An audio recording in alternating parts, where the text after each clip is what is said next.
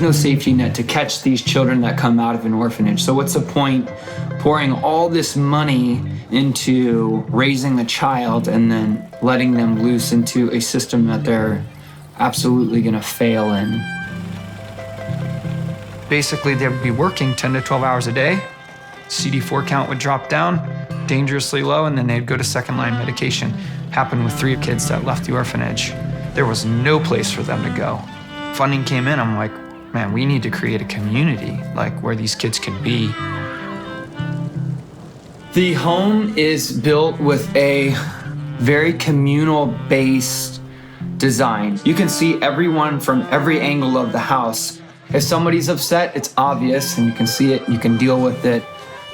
Lots of community happens. You know, we'll play Risk, we'll play Monopoly and eat a tub of ice cream together and watching a movie together. I like anything that exposes them to experiencing something new. All right, listen, I want it from the edge. Cover up the pipe. Make it happen.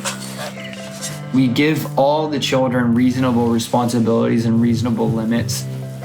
Whether it is, you know, maintaining the house, learning how to cook, teaching them to manage their time and to work with them to develop their ability to study. I don't believe that our children should be achieving less because of their sickness. All of our children scored very high in their 10th and 12th grade exams. In fact, Hemavati was the highest in her class. Kirti, who normally scores very low, actually scored the second highest.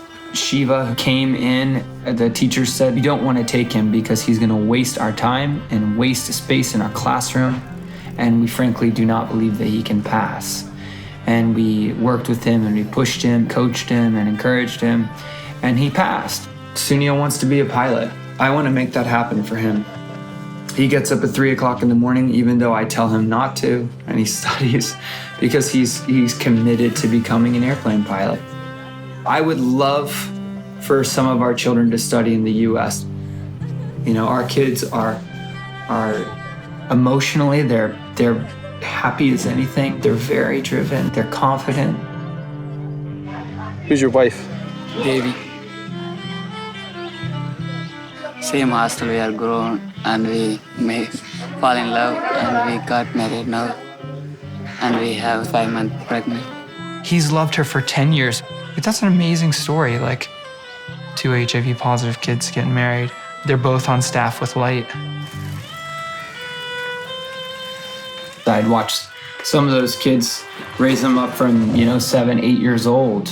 There's a responsibility there to take care of them, and to help them to take care of themselves.